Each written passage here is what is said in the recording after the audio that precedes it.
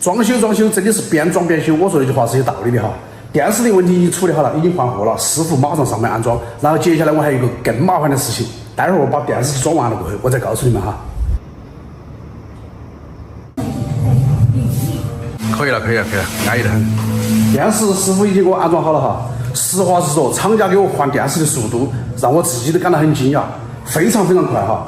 包括安装师傅也很快，电话一打过去，当天就给我解决那个问题，立马都给我安好了。现在那个问题已经解决好了，地上的垃圾我也扫到一堆了，小杜买的沙发也到了，慢慢的都有家的感觉了啊，看起来是可以。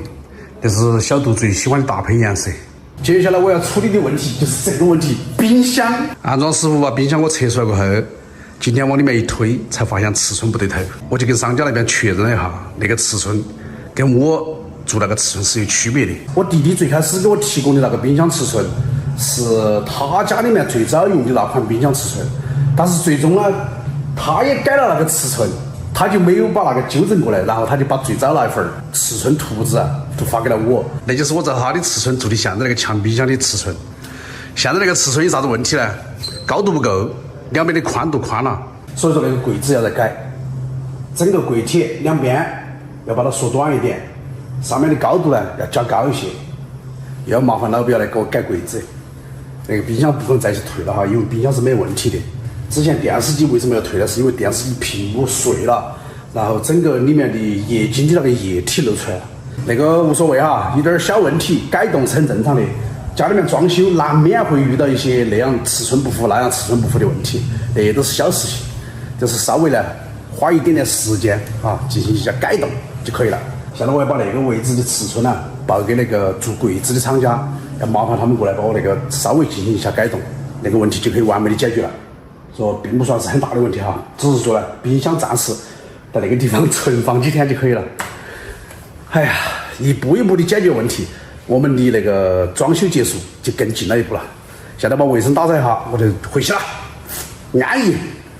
哎呀，又到老表家里面了，今天那个事情又要喊他再改一次。你说得到的，又要改起好耍呀。那个弄嘛，不改不得行了嘛。改嘛就改嘛，你把我们一路偷起过来啥子嘛？又那么麻烦一晚上。就是喊你们过来吃顿饭呀，刚好不吃饭的时候就把那个事情商量了噻，是吧？你平时他也忙，我也忙，你也忙，本来都吃饭的时间才好谈事情噻，你平时就没聚在一堆，听到没嘛？讲烦人了，哇！那么多人看到点儿老的话都不好吃了，我跟你说。那个菜拌好了，我们就吃饭了哈。今天第一次尝试薄荷叶来拌凉拌牛肉，这味道还是香哦。对，闻起来是香哦，很香。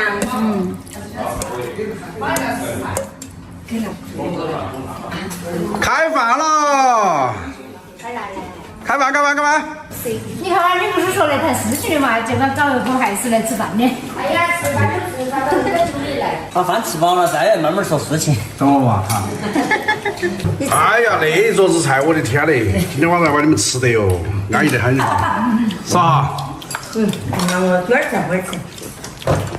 亮亮的手艺才好。哎，我手艺好得了啊！所以说，别个好潇洒好自由嘛哈。开始来娱乐了，你看我们两个在那儿愁眉苦脸的。当然那些事情也应该我们来愁眉苦脸，也应该我们来考虑哈。像杜鹃他们呢，对那些东西也不是很懂，所以说我们也是理所应当的。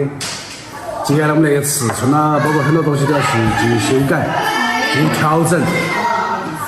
你说麻烦呢也麻烦，说不麻烦也不麻烦，这个在于咋个想啊。但是装修我还是那句话，千万不要嫌麻烦，一定要装到自己喜欢的状态，自己理想的状态，那才是最关键的。好了，今天的视频就分享到这了，祝你们生活愉快，也祝正在装修的朋友们一切顺顺利利，祝你们早日乔迁新居，拜拜。